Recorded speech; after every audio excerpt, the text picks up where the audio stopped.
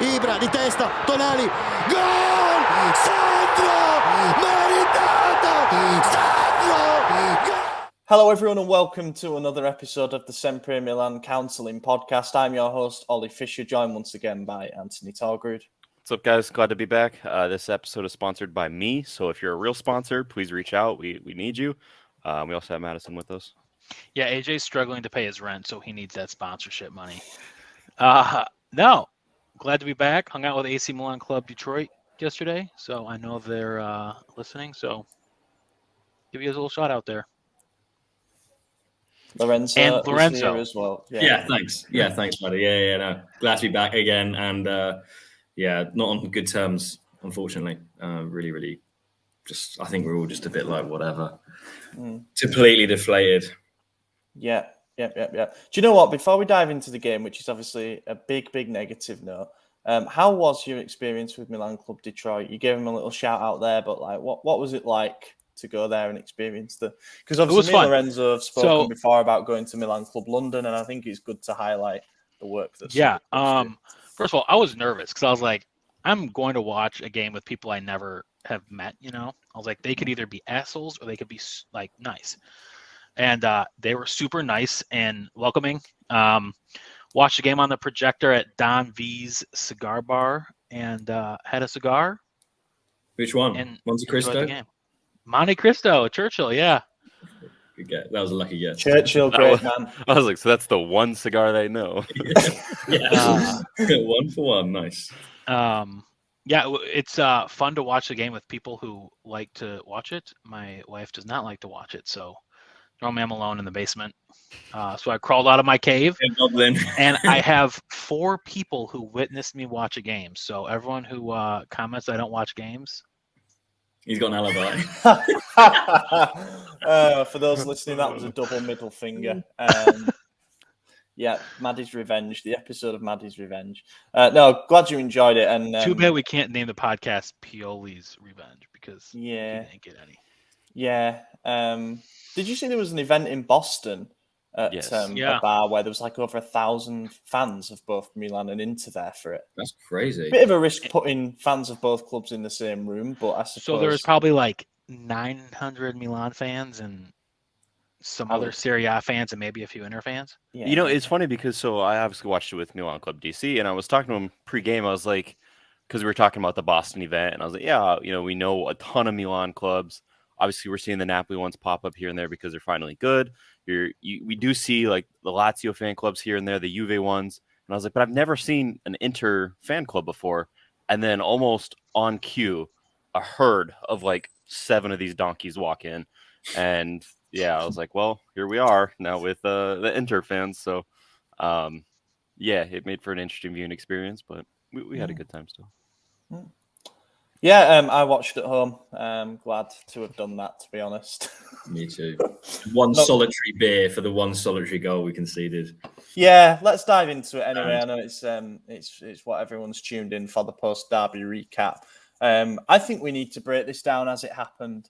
Everyone knows the context going into this game. We'd gone 6 without a win. We'd lost to Inter already in the Super Cup final in Saudi Arabia, less than 3 weeks before that. That was 3-0.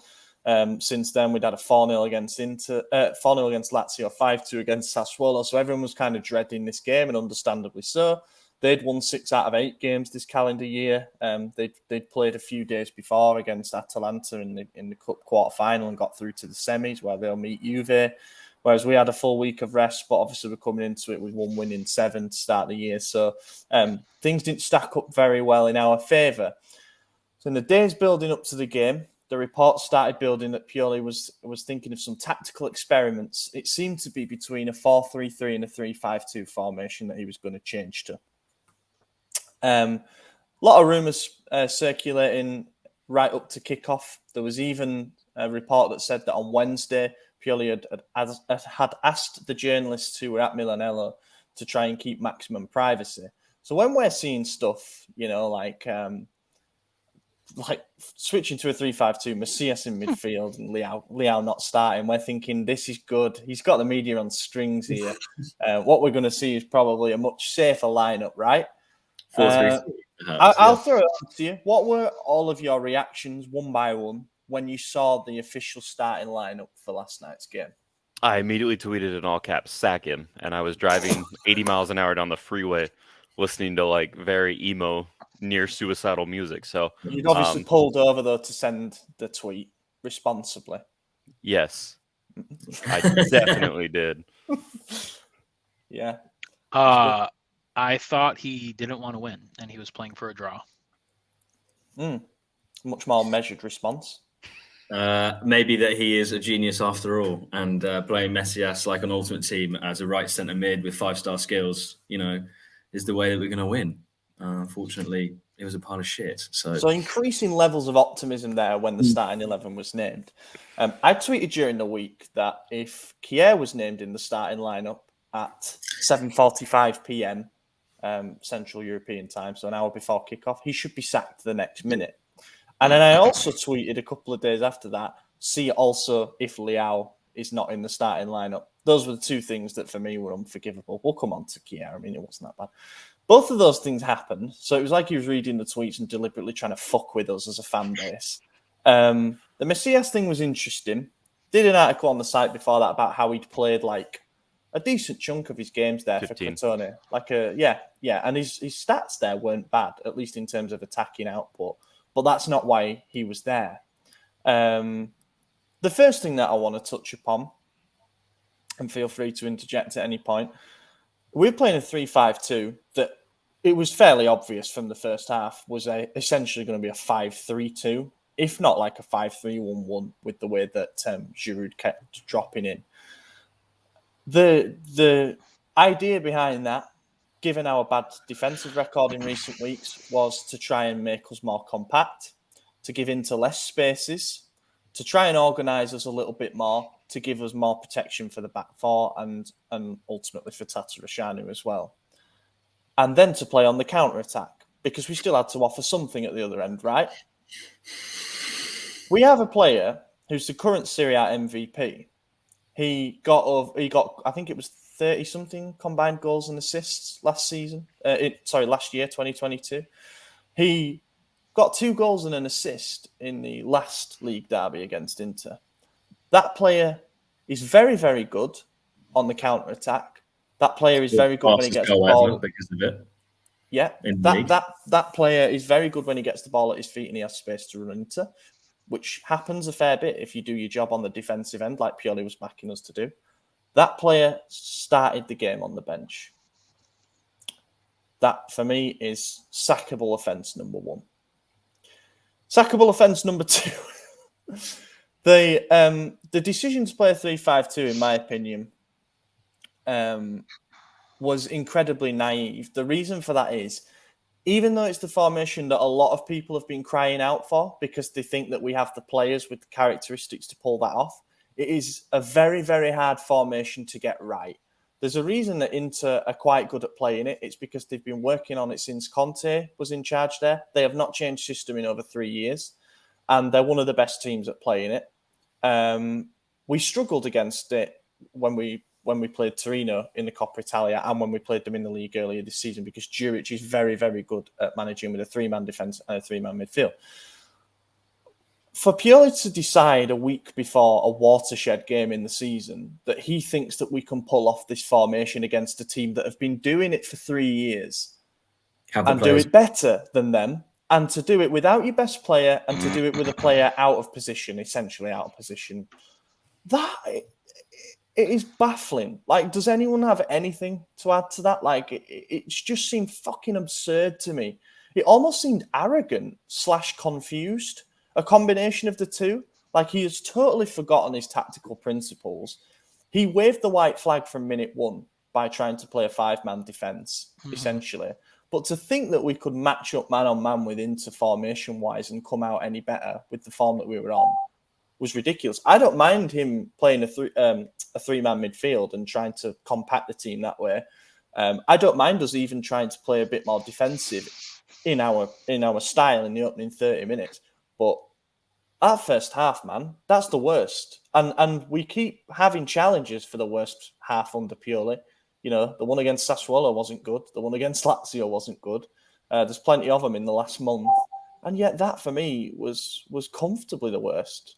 Someone else take it. I'm already pissed off. I don't know. I mean, I was against it, but I understand why he played so defensive. We conceded 13 goals in 3 games.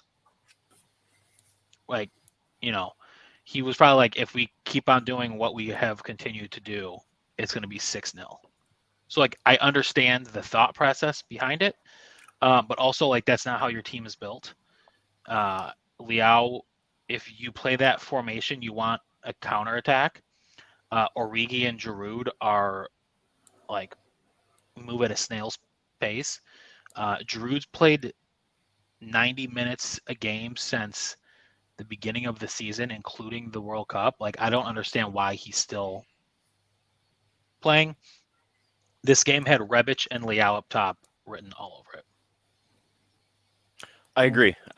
I think, and all you already touched on this quite a bit here, but just to go back to benching Leao, this is the Serie A MVP, and I know that's been said a million times over, but somehow it's not sinking into Pioli's mind here.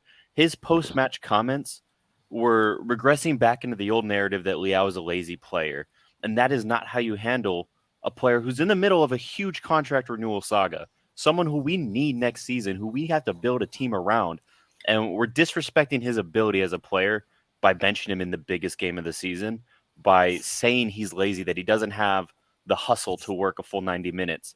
We've seen what Leao does. He lulls you into his false sense of security by playing slow, drifting off quietly, and then he creates that space by making you think he's not where he is, and then he takes off and he's gone. And that's what we expect from him. It's not lazy, it's strategic, and the manager should be able to notice that. The fact he's not seeing it, it blows my mind. Yeah, I mean, absolutely. Not playing your best player, regardless of all the accolades, just that simple fact, which he is criminal. You just can't do that.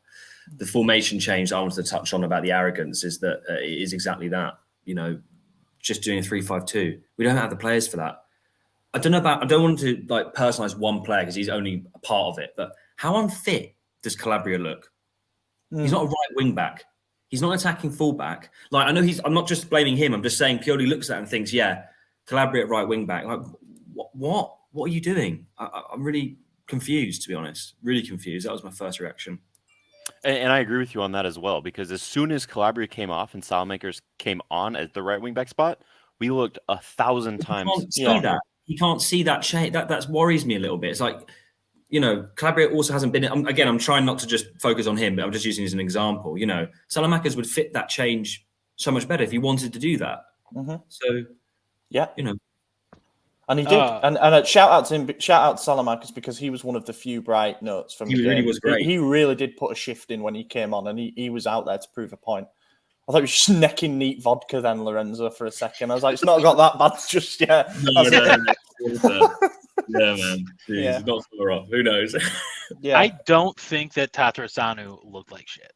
No, he made some good saves. He made some reactionary saves are fantastic. I feel sorry.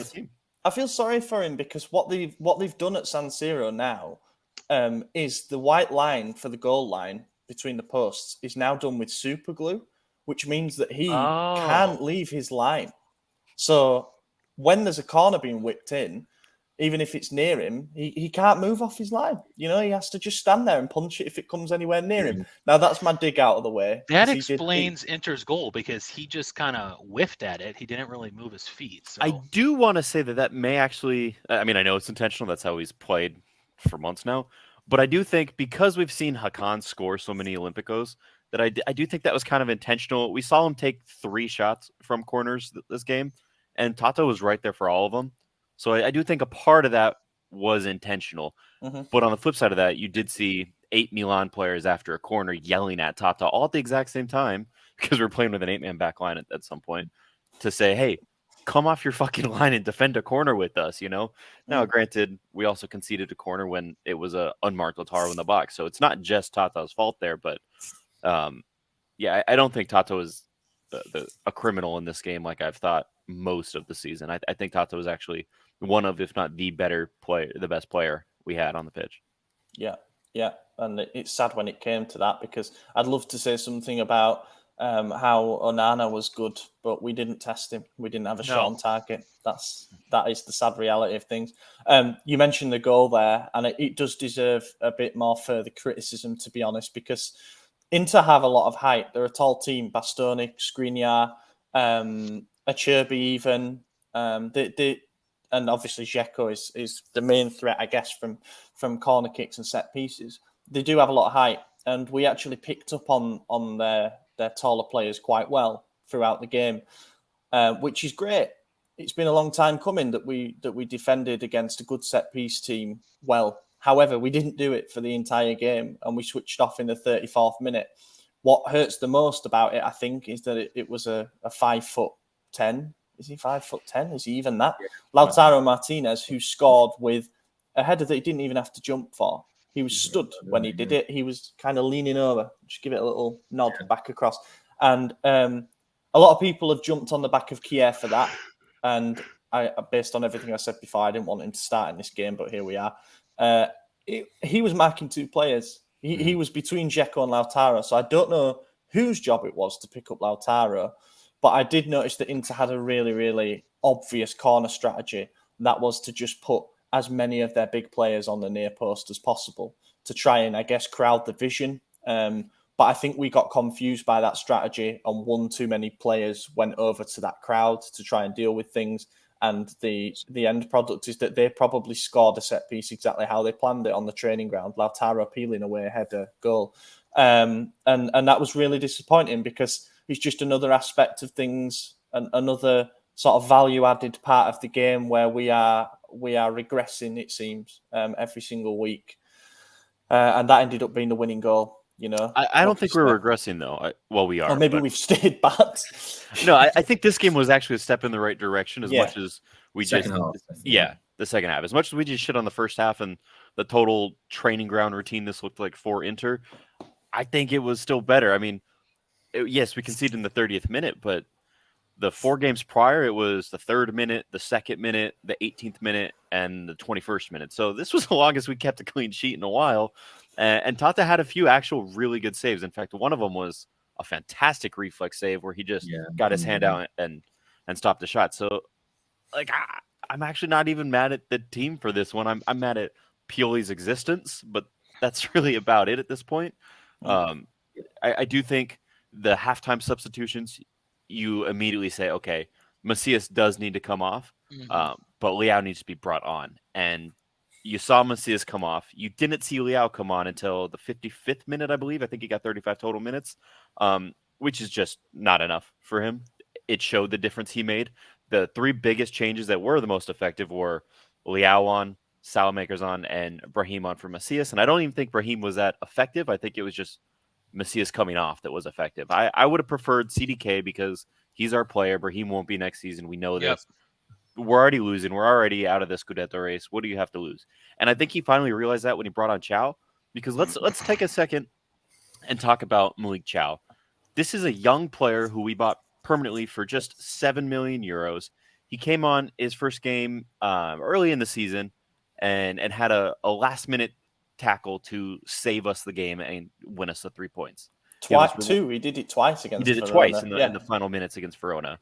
Then his very next game, rewarded with the start, kept a clean sheet, and then he vanished. We lost him. It was the mystery of Malik Chow. Nobody knows where he's at. Well, he made an appearance. He reemerged, and he did fantastic. He pocketed Lukaku every moment. Oh, my God. Except for one moment, and it was when Lukaku fouled him. So, I mean, Malik needs to be starting from here on out. It can't be Kier. It can't be Gabia. It has to be Malik Chow next to Kalulu. Lukaku fouled him, but, like, Malik stood him up. Yeah. It was, I was he's like, tall. He's 6'4", 6'5". He's also like, dude, get like a little more muscle on you. Not too much because you want to be slow, but he's going to be a fucking phenomenal. To hold up Lukaku one-on-one is something that so many centre-backs, not just in Serie A, but even when he was in his sort of better Premier League days, it's so many centre-backs have failed to do that. And Thiaw comes on, he's probably feeling I don't know, a little bit sort of anxious about the whole situation. He finally gets a chance, but it's such a delicate moment, and he's got to impress against a team that are going to be counter-attacking a lot because of the way that we're playing. He dealt with it superbly, and the kid's 21 years old. Now, we do know that Lukaku is still not at full fitness, otherwise he would have started this game. So we are aware this is a nerfed Lukaku, but still. You can still do what he does with his size. I mean, he tried to roll him, and he just couldn't. If that had been anyone else, he'd have done it.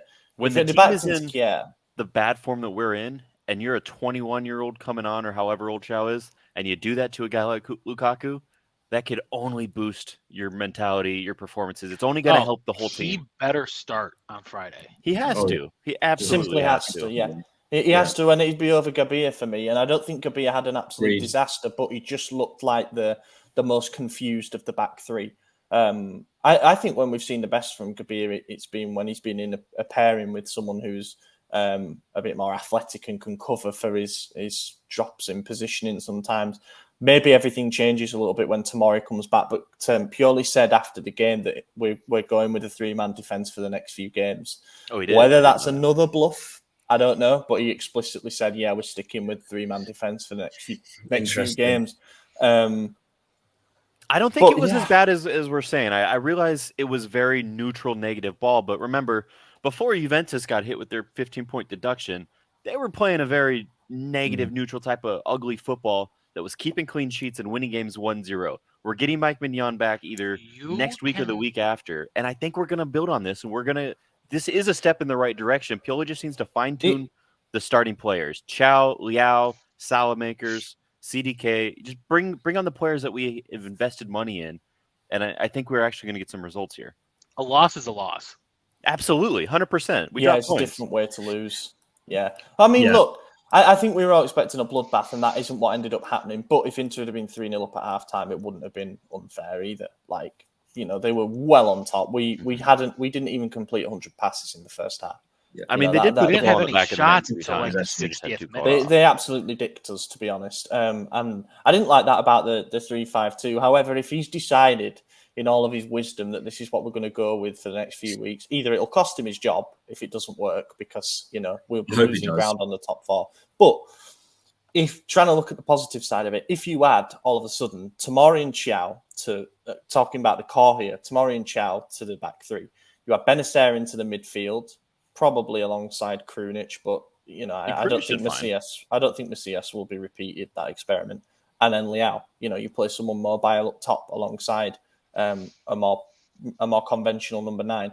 That all of a sudden looks better. It looks functional, at least. Mm-hmm. It looks like when we come up against teams that are not as good at playing that particular system, that we might be able to have some joy, But that first 45 minutes was just completely aimless. I mean, Pioli said that his plan was we were going to sit deep and soak up the pressure, and then we were going to play through their press in the counter. All I saw is anytime we made a tackle, we lumped it long to one of Giroud or Origi. Sometimes they were challenging for the same fucking header. Other times, one of them was miles away, not even in the same picture. We lost the ball so quickly. I think our pass completion percentage for the first half was less than 50%. And we somehow got it up to like 75, but that is still so low for a professional football team. We were being pressed. We were being pressed so much. Inter are a good team. They lost at home to Empoli. I get that. They threw away points at Monza. I'd kill for that right now. They've won 6 out of 8.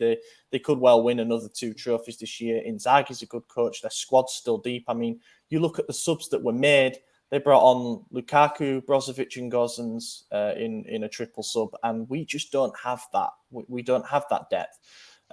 There's a whole other discussion to be had about how they're in financial ruin and can still put a better squad out than what we can. But that we've probably done that to death already. But the second half was a bit more encouraging. However, I never got the feeling we were going to score. But then that chance fell to Giroud, and you wouldn't want it to fall to anybody else in the team. And that's when your luck's out. Really, I don't know what to add to that. Apart from, I mean, he needs a rest. He needs to be benched. Exact same position from where he scored the winning goal 1 year ago. Exact same position. You didn't have to spin anyone, just trap it and shoot. Well, and I think that shows the mentality where the team's at right now, because you see what he does. We all know the left foot is a preferred foot of Giroud. The ball's coming to him from the left side. So naturally, you trap it with your right, and then you hit it with your left, and you just shoot. But he tried to take the touch with his strong foot and then shoot as well. And the way he did it, I mean, well, we saw it just took a heavy touch and it bounced back left, and he didn't have the ball anymore. But I mean, it was weird for a guy of his caliber. You're seeing these silly rookie mistakes, and he's France's all-time top goal scorer. He's not a rookie. We know this. Like, he's won every trophy there is to win. So I don't know what's going on there. I mean, it just shows where they're at mentally right now, and that's why I think you need to get fresh faces on the pitch, because the guys who have been in there, who are losing game after game, getting smoked, it's only killing them mentally. And whether they're involved in the next win or not, that's going to boost them. And then maybe they could climb back in. And also, this dude's played over 1,000 minutes since CDK's last breath. Like, I mean, when did we give him a rest? You know, what does CDK do to Pioli? Like, what did he do? He's so bad with young players; it just drives me mad. He's switched to a formation now where there is no role for CDK. You can say, all right, play him up front with Leao or whatever. He ain't going to do that. He's always going to start a centre forward. Did I say like a 3-4-1-2? So I might have said it on our podcast, or it was Milan Weekly Pod. I was on Coast to Coast last week, so if you haven't watched it, go watch it. But I'll repeat it here in case I said it there, not here. Play CDK as a deep center mid. I think he's tall, he's strong. The one thing he's lacking right now is his attacking. He's shy to shoot, but his passing's solid and his ball possession and control is good. So play him deep. We saw Hakan succeed there against us in the Super Cup, and he's supposed to be an attacking mid. So why can't we put our tall, strong, young passer kind of deeper and make that connection? I think he's weak as piss. I think mentally he's weak as piss in front of goal, but I think he is. I was watching some of the highlights of Club Brugge last season in Champions League, and honestly, it looks like a different player.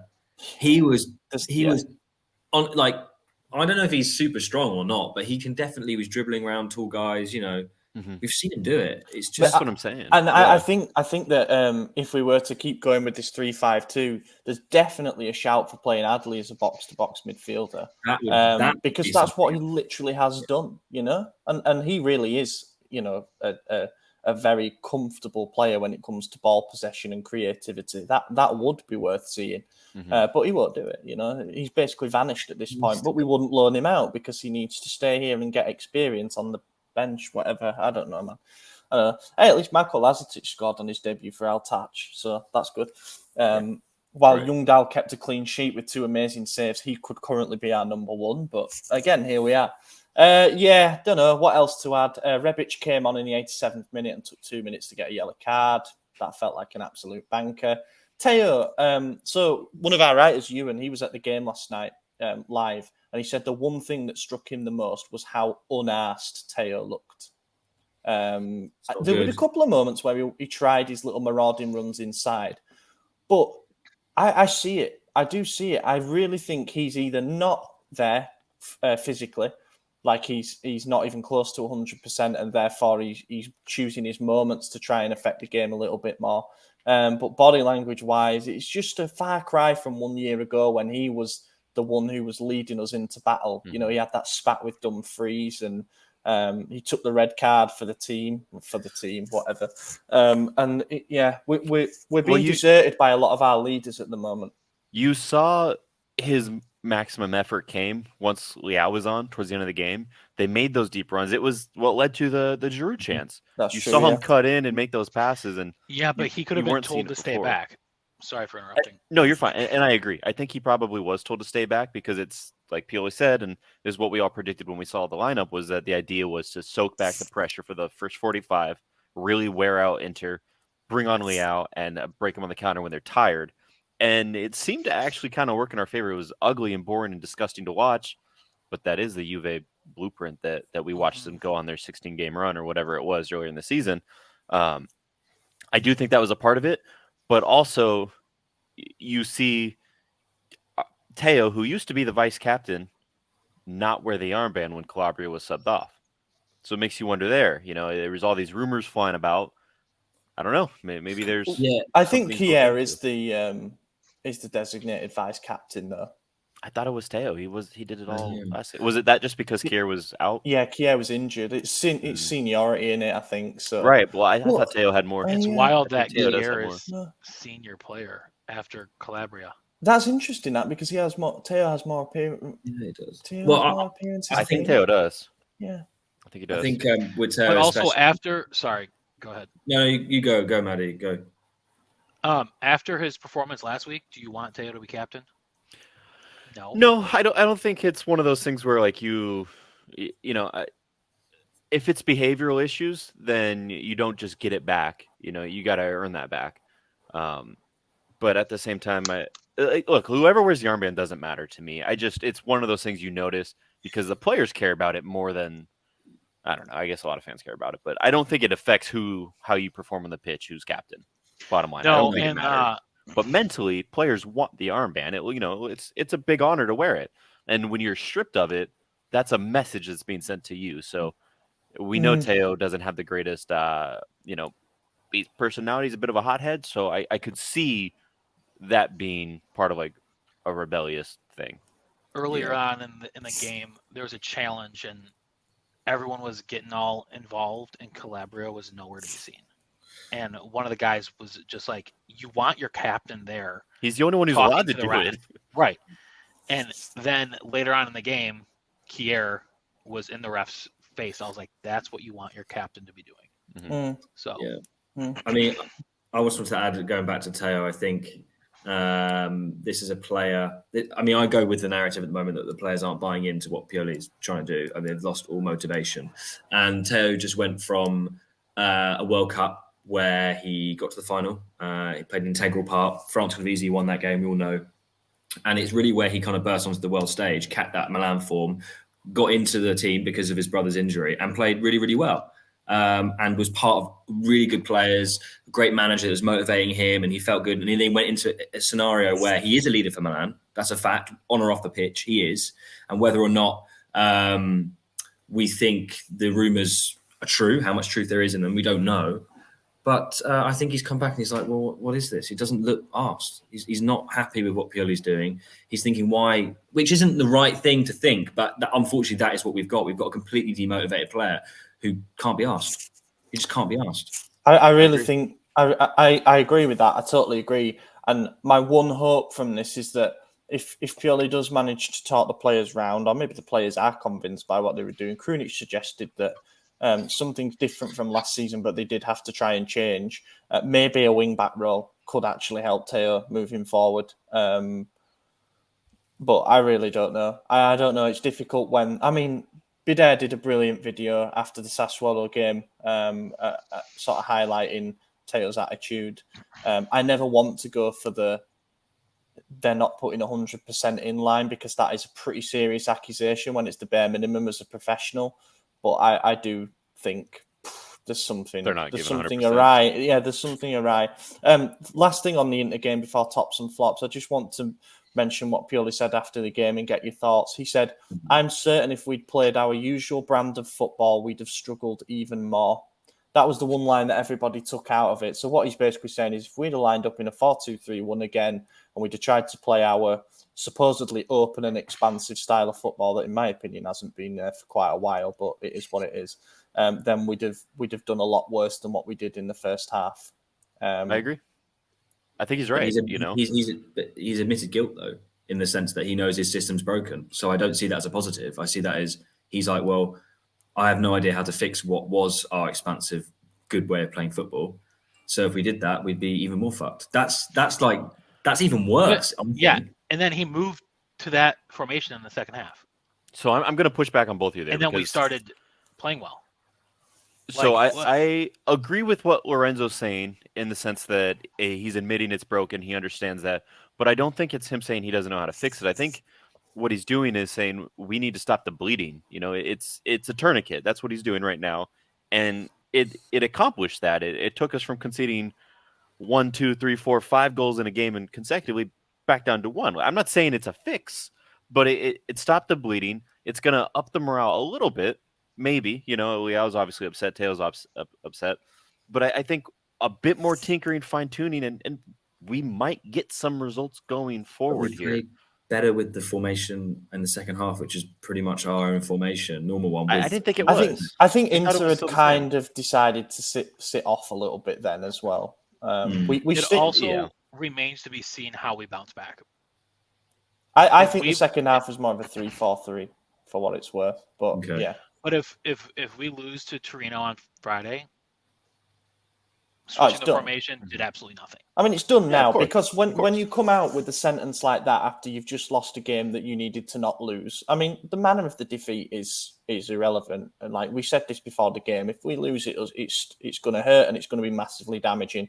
We did lose after an experiment of his massively failed, but to come out with a statement saying that if we'd have played our brand of football, our brand that won us a Scudetto, I know we're in a different place now. But our brand of football, it's his brand of football. It's something that he's worked over 2 years on to supposedly get right.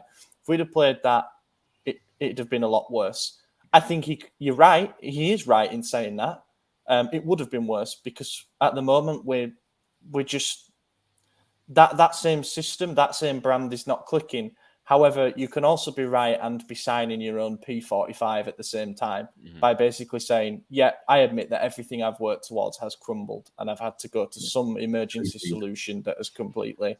He admitted there with that what he's built has now gone. Yeah, but another thing, I can't believe I'm defending Pioli because I literally want him out. I was screaming it yesterday. I'm screaming it today. Bold power. Yeah, you're just flip flopping. I really am at the moment, but it's just one of the things I've noticed and that I've criticized for is Pioli's always reactive and not proactive, and in the sense of during the game, you do want to see a bit of reaction, and I think he actually read the game fairly well with the substitutions he brought on all being beneficial. More so the final one, and granted, it was only the 87th minute or whatever it was, but he took off Kier, a center back, for Rebic, an additional striker. And I think we all agree we could sense it.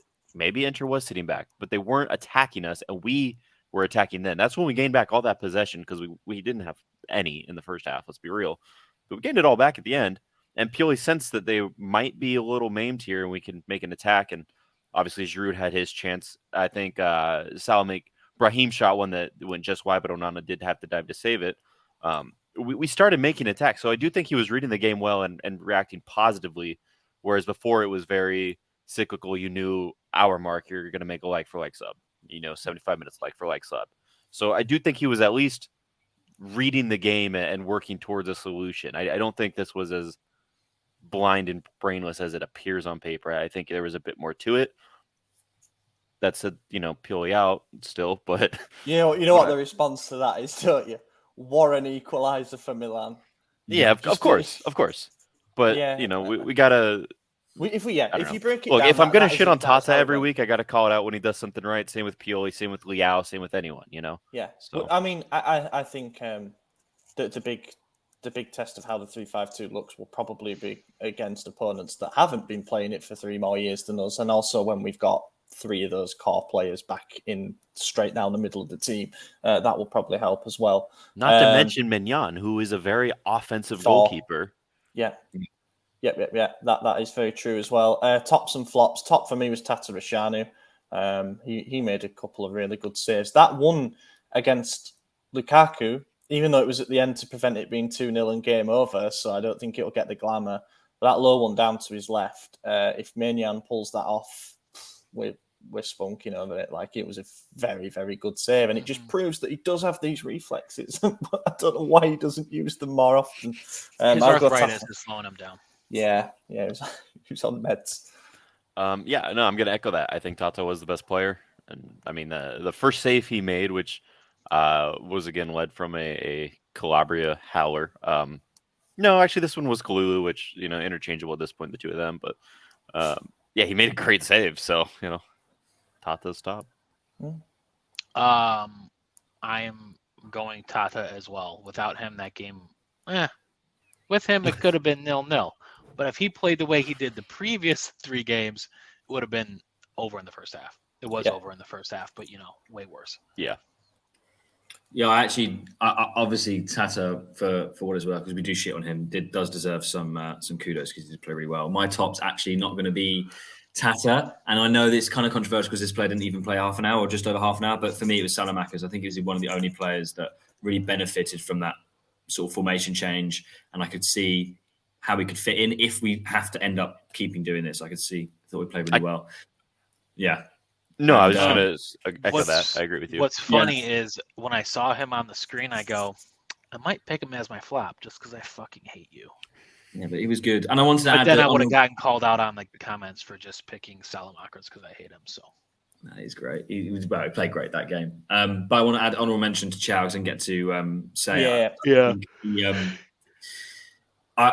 not only has he not played that, like the amount of minutes he's played is really small. It's really, really small. And he's been put in loads of different positions, as you guys said, and he's performed at the minimum good. At minimum good. Some parts really good, other parts fantastic. But he's been nothing less than good. So I think he played. But again, how long did he play? 15 minutes? If Something like that, yeah. Yeah. But you're right. I mean, I can't think of a single mistake he's made. Maybe he has, but I can't remember. Started some games 10 minutes here. Like that's hard for a player. And so that was top. Yeah, Chow did great. And one thing about Salamakers that I loved was his ability to track back. I mean, he's quicker than Calabria, which you expect as a winger, but he was able to get there and knew when to get there. That was something that Calabria never does. He's always out of position. But as soon as the ball was going, because I think he's got that get the ball and run mentality that attackers have, he was able to recognize what they were going to do and get back and defend it or force a pass or something. But yeah, I was very happy with the byline. He's perfect by the halfway line. That is the perfect position for him as a wing back. Absolutely. And remember, perfect. we did sign him as a right wing back from Anderlecht. We did, so. We did. Yeah, that's got some legs as that. Let's move on to the Torino game. And what about flops? Flops. Oh God, yeah. Where do we start? Pioli. Could well be Pioli. I mean, I've seen people pick Macias, and I think that's fine, if not a little bit harsh when the player themselves has been set up to fail a bit. And I've also seen people pick on Giroud for missing that chance as well, which I think is maybe fair game too. I don't know, man. I feel like this. I feel like there weren't many disasters, if this makes sense, but there was quite a lot of 5.5 performances. Yeah. I don't know. You pick. Yeah. I don't know. I'll go with Macias. I mean, I feel like it's harsh, but he ultimately did do absolutely nothing. Yeah, anyone who gets yanked at halftime is always a really good shout for flop of the match. And yeah, he was put in a position that isn't favorable to him, but it's not like it was an unknown position to him. He played 15 games there for Crotone, and I think he did well back then. That was a part of the reason why when we signed him, I wasn't anti-Macias like the rest of the world. I am now, but at the time I was like, oh, this is fine. Honorable mentions there as well. Calabria. I think picking... Oh, sorry. Oh, are you just... I haven't even picked one yet. It's like, you just heard enough, mate. Dude, my audio is lagging like crazy. Okay. Yeah, I was like, I haven't picked anyone yet. I think Calabria was... I guess I just shouldn't have echoed what Ollie was saying, but I wanted to build off it. Calabria also honorable mention there as well. I think Giroud for the reasons Ollie said. Another person who hasn't been mentioned at all of this podcast, and that alone should tell you that he wasn't very good, Origi. Yeah, that's so true. So forgettable. I even forgot he played for us. Exactly, and that's kind of why I'm thinking him, like, what did he do? No one could say anything because we don't know. I didn't see him at all. But I'm going to go Calabria because I think the impact Salamakers had by replacing him was just too noticeable, too massive. So Calabria flop. I'm going to pick Pioli because he set up these players to fail. He didn't give them a chance to counterattack. Set them up in a formation that they've never played against in one of the biggest games that they play each year. And he is just throwing darts at the dartboard. Yeah. Yeah, I completely agree. But I'm actually going to echo what Torgry was saying, and I know I'm targeting that right side, but Calabria, he just looks unfit. I like the player. Obviously, we all do. He's a boyhood Milan fan. We love him. And AJ doesn't. Yeah, well, I think he genuinely really has regressed. He 60th or 55th minute he was subbed, more or less half time, just after, Yeah. right? He looked so unfit. He can't. does. He's not quick. He can tackle fine, but they're like he'll miss a couple, then make the right one. But he can't push forward. He can't take on players anymore. That I know we've been speaking about it a lot. But me and I know you as well, Tour Group. But I have to echo that. I think that change was so stark for me. And I don't think it's been spoken about much. He's kind of gone away with it a lot of the time, Calabria. Yeah, I think the reason he gets away with a lot of stuff is because the people who do go at him personally and not professionally, and it causes people to defend him. Like I was backing him on Twitter all week, and I bashed the guy every episode here, But I go after why his performance is bad, not who he is. So, which is absolutely fair. That absolutely, never argue with that. We'll do a quick Torino preview, and then I noticed we got a lot of good questions, so I'll try plow through a few of those. Torino preview. All I really want to do is, they've beaten us twice this season. Beat us 1-0 in the Coppa Italia when they had 10 men from 70 minutes onwards. That was embarrassing. We were awful in the game away from home when we lost 2-1. And Juric seems to currently have a number on Pioli, but if he's going to stick with a 3-man defence, that means he's going to match up his system. And maybe this is the kind of game where it might be a better test of how we can operate, because quality-wise, we should have an edge. Mentality-wise, we're not in a good place, as we know. All I'm going to say is what the team that I would pick for the game. It's going to have to be Tata Rashanu in goal. I would play Kalulu as the right centre-back. I think that makes sense. Malik Chow's got to come in as the left centre-back, presuming that Tomori's not available. I don't think he's going to be available. And then I would play Kier down the middle. I think he can just about get away with his lack of legs if he's shielded by two athletic players on either side. Tonali's going to start in midfield. Again, as we know, Benacer is not expected to be back for this game, which is a shame. I thought he was. Was that a new? He's touch and go, but I think they're going to. I think with Spurs on Tuesday, they're probably not going to run the risk. So it's presuming that Benacer goes in if he's 100%. If not, then I would say that we'll play Krunic, and I would like to see Vronks in there, to be honest. But I think he might play Pobega against a team that he knows well.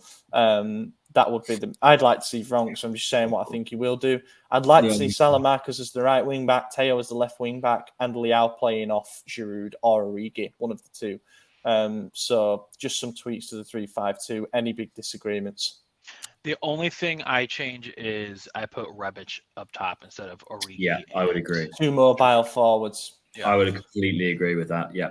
Why not? And then I would also like to throw CDK in there, but I just don't know where he fits in. So I would not. I guess I wouldn't throw CDK in there. Just have a place to fit in. So one of the strikers. Pretend I never said anything. Winning, that would be great. He has played. I'm sticking with, I think, everything that Madison and Ollie said. Combine the two, so more mobile strikers up top. But I think CDK in between Tonali and Krunic. Really? Yeah. I think that's a 3-4-1-2 is an actual possibility as long as the pivot works. Oh, I see. But the way that we played it was obviously Tonali is the deepest of the three down the middle. But if you were to then invert that a little bit, then CDK playing slightly ahead of two more defensive midfielders could maybe work. It's a 4-3-1, but with 3 defenders, basically. I would like to see Adley in the box-to-box role as well. But again, it's just he won't play. It's not going to happen, and that's so sad. It's so sad. We're in a 5%. Adley, we know is 0. Sorry, we just know he's 0. It's just not happening. Yeah. I thought we had a chance of seeing him because in all the pre-match photos from the locker room, Adley's jersey was in each and every one of them, and I was like, "Is this a signal? Like, are we gonna see him a little bit?" Because we saw Chow's as well, and we did see Chow at some point, so I was like, "Oh, maybe," but we never did. One thing, Zlatan should be on the bench for this. Should be. Hopefully, yeah. I wouldn't mind seeing him in the last 3-5 minutes. I doubt he gets much time if he does, but Zlatan, we know we can. We used to have this guy on our team named Zlatan Ibrahimovic. He was really good, but he's. Oh, that's before I started watching. So yeah, that makes sense. Yeah. You'll come around. Yeah. Called himself a lion and that kind of thing. Spends a lot of time in Miami. Like that. Didn't he write a book that wasn't actually written? Truthfully? He wrote 2 books. So only one of them was written by him, though. Okay. But he got author credit for both. So there's that. Yeah. Score prediction. I don't think there's anything to report with Torino, by the way. I know Olai Aina is banned for the game. I just saw that before we started this, but I don't think he starts for them. So, yeah, score prediction. I honestly don't think we win. I just don't think we win, which is sad. I think that there'll be another slight improvement in the performance, but I think we'll draw 1-1. Boringly. I think this is the week. Is this home or away? Home. Oh. Yeah. I'm going 2-1 for Milan. We're getting that W. Wow. Interesting. If Chow starts, we're keeping a clean sheet. That's nice. Okay, yeah, I like that. Yeah, I have to unfortunately pick the same as Ollie because I just don't think these players that we know who should be starting will be starting, and for that reason, we'll get a draw. But I think it might even be a 0-0. I really do. I just don't. I don't know. Something to put me to sleep on a Friday afternoon. Yeah, I don't think it's going to be great. Sorry. Also, I want it to be so badly that turnaround game that everyone keeps saying, which I think is bollocks because we're so clearly not going to bounce back like that. I just don't see it happening against Torino. If we lose this, Torino would climb to within 5 points. 5 points, yeah, maybe 5. We are in free fall. It's not the breathing room it was to the Conference League spots, is it? Yeah, right. We'll do a couple of questions and then wrap it up. A lot of the questions about Pioli and his presence in the dressing room, and a lot about formations, which we've just kind of touched on. But I'll try to do a couple of different ones. Luciano Marcon asks, looking back, was it a mistake to not keep Lorenzo Colombo?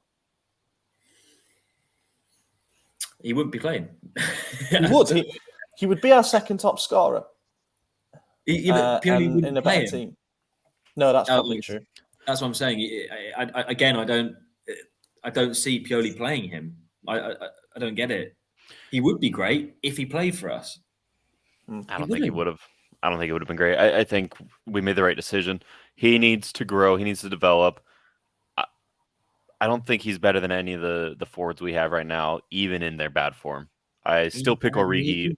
Really? I still pick Origi over Colombo. Yeah. I think we got 6 goals in a shit Lecce team. Yeah, Colombo's got Something 3 like times the amount of goals in a worse team. You can't argue with that. That's and he stays physically fit. Easy. Look at the minutes played. Yeah, but Colombo wasn't starting at the first part of the season. I think but I bet the last sort of 10 I bet games. the goals per minute, and I have nothing to back this up. I haven't done the math. I'm just guessing. Yeah. I bet the goals per minute favors Origi. Something we can You reckon? I think so, yeah. How many assists? Someone look it up and prove me wrong because I don't know and I want to know, but I do think eight goal contributions, haven't he? 7 or 8, surely. I think he's got an assist, as well. I think one of the goals was in the cup, but Colombo. Oh, look, he's one to maybe look at over the summer, and then who knows? We might offload Origi if he's still crap. That there was an article suggesting that Origi's if not he's necessarily still, safe. There's no turning him around. And AJ, you can just Venmo me my money. He'll be like Bakayoko. He'll be like Bakayoko. Imagine if he's like Bakayoko. Oh my god. The thing is, we signed him on a free. He's 27. We could probably get a few million for him, and that would be a gain for us. A legitimate gain, I must add, Juventus fans. Mike Golisano asks, did we just witness the end of Leao in a Milan shirt? I know you can't take what's been written in the papers as fact, but past 2 weeks has culminated with him being benched 2 games in a row. Yes. I think it doesn't help. Doesn't help. He looked pissed off. He does. Yeah. There was that report that he was last to arrive and first to leave, but they take the team bus, So maybe he was last to show up for the bus ride. I don't know, but and first on the bus. But I mean, if he doesn't sign, I blame Pioli, 100%. Yeah, 100%. Yes. 90% Pioli blame for me because at the end of the day, you could throw money at a player and convince him to sign easily, especially in this situation, but we're not doing that. So that part lands on management and ownership. But the rest comes to Pioli. Given what we know about the contract negotiations right now, the situation, where we're at, how volatile it is, to bench him 2 games in a row, to just shit on him in the post-match afterwards, yeah, that's on Pioli. If he doesn't come, I mean, and we know it upset him. We know it frustrated him. Everyone said it probably meant nothing, and we all kind of agreed. But in hindsight, it does look a lot worse. That Instagram story where he was in Paris and the caption was like, do what's best for you, not what someone wants, or some shit like that. Whatever it was, I'm paraphrasing. At the time, we're like, okay, whatever, it means nothing. But now we see they know they're benched before match day. We just find out an hour before. He knew then. So No, yeah. but that could also be like, do what's best for you. Stay in Milan, not what someone else wants you to do. His agent maybe trying to get him to leave. DiMarzio literally said on Friday night, it was, I think, or it might have been Saturday, that he's decided to stay. Like, he's going to renew. When? That was pretty big. But when? I just want to see when we it. get our next win and he starts again. You cannot bench him 2 games in a row, let alone when one of them is a fixture that he did so well in the last time we played them in the league, and when it's such a big game, and when he's the only one capable of actually executing the plan that you planned for in the... I don't know, man. Fucking hell. Oh, not a good Pioli needs club. to be put in a home. Manny asks, how likely would it be for Redbird to facilitate a move to bring Klopp in, given that they might sack Klopp? So Redbird. So I've seen this idea floated a fair bit. Redbird own stake in FSG that they might be increasing. FSG own Liverpool. So Redbird and FSG are obviously, good terms and all that. If FSG decide to sack a manager because he's not good enough, are Redbird really going to be like, do you know what'll look good if we hire that same manager that's not good enough for another one of our clubs? I don't. It might save on a bit of severance. Jurgen Klopp? He's going back to Dortmund. It just You feels reckon? nailed on. Or maybe the German national team or something. But Yeah. I don't see him in Italy. I really don't. Also, I don't think he'll get sacked. I still think he's got a lot of credit in the bank as well, No, unfortunately. he will. And the Toffees beat him next week. I hope so, mate. I really do. That would That's be the thing. It I was talking to just to a fan about this, about how there's actually a lot of comparables between us and Liverpool. Not in terms of the net spend and stuff that's come. Obviously, Premier League, it's all relative and stuff. They've been able to spend more than what we have. But Liverpool had a really, really bad period. Klopp arrived, built something over 2 or 3 years, won a major trophy, ended the long wait for a league title.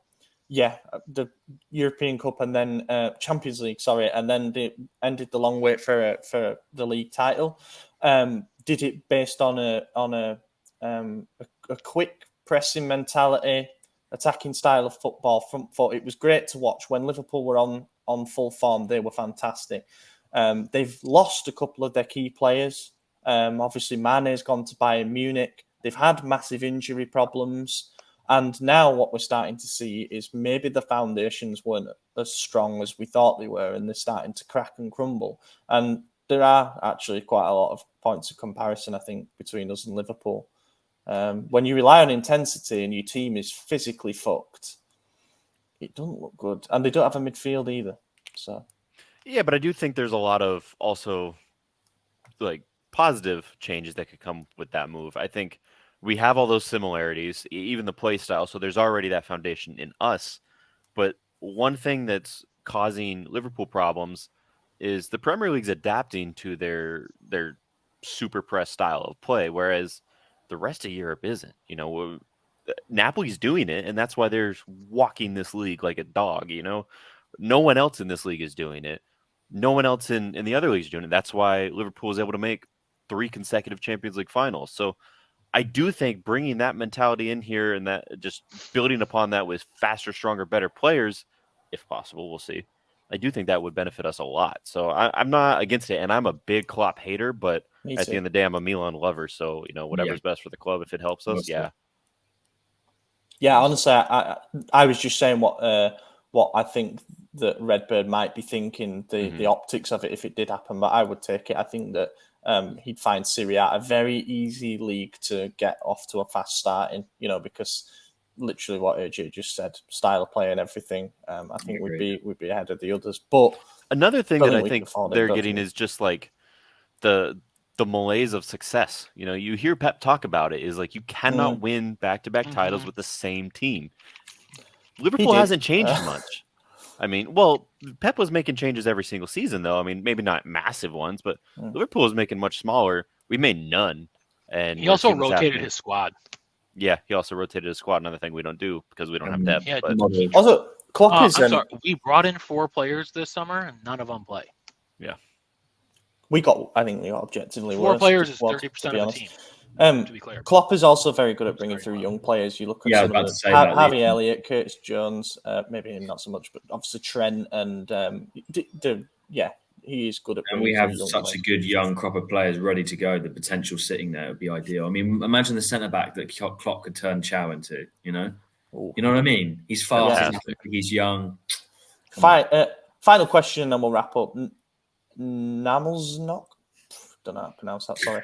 Will Milan make the top 4 this season? How do we feel at the moment? Wow, what a question. Not great, to be honest.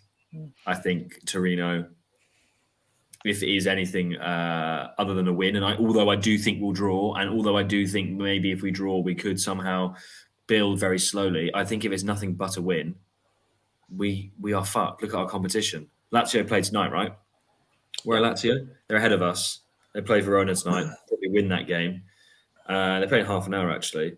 And they'll be on, 41 points. So, yeah, I think we're in trouble. We're in trouble. I'm sorry. I still think we get in. I don't know why. I just think that I think Lazio are in their good patch. We're definitely going to make top 4. Inter will finish above us. I think that now looks obvious to me. And Roma will also start to drop. Roma have to drop off.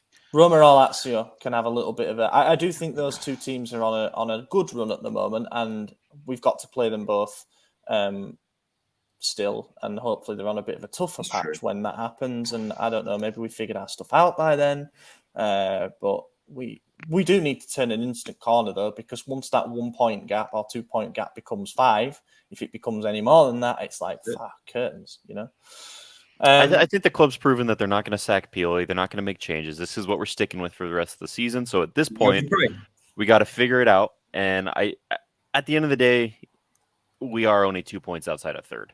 You know, it was 2 points outside of second. Now it's 5, but 2 points outside of third, 2 points outside of fourth. They're at the same. I think we could get it. We got to turn it around. There's still, I think there's 50 points to play for still. Quick math here off the top of my head. I don't know, but there's plenty to earn. Plenty. Inter lost to Empoli. I don't know. I'm just throwing numbers out there. They're brother. not they're also in a bad state. Mm-hmm. So I'd take their bad state. Yeah, 6 wins in 8's not bad. There's 51 left to play for. Oh, well, yeah. We'll wrap it up here then, boys. Genuinely thank you to everybody who has continued listening through this stretch. I know it can't be the pleasant listening experience that it was when we were on our fantastic run and when we won the league last season, and even the first half of the season when things were a bit rosier. But for those who have stuck with it and see this as some kind of therapy session, then thank you. We do appreciate it. Like, comment, subscribe, and all that. Give us a rating on your favourite podcast platform. I've been your host, Ollie Fisher. AJ, cheers for joining. Yep, always a pleasure. Happy to be back. I'm sure I'll be here next week. Real quick, Lorenzo, I love your background, by the way. The light looks great with the trees. But yeah, that's it for me. Even if this isn't your therapy session and AC Milan cause you to need therapy, and we also help cause that, thank you for listening. Yeah, I think I want to end it on echo that note as well. Thank you guys for listening, because it can't be easy, but hopefully you have some enjoyment. Check out the website for articles, Instagram, obviously Twitter, TikTok, all those places. And nice to be back with you guys chatting about it. Let's hope next time will be something positive. Just got to turn that corner. Yeah, thank you for listening, everyone. We'll catch you in a week's time. Eccolo Ante in area di rigore, Ante, vibra, gol! Vediamo se è buono, ce lo dà buono.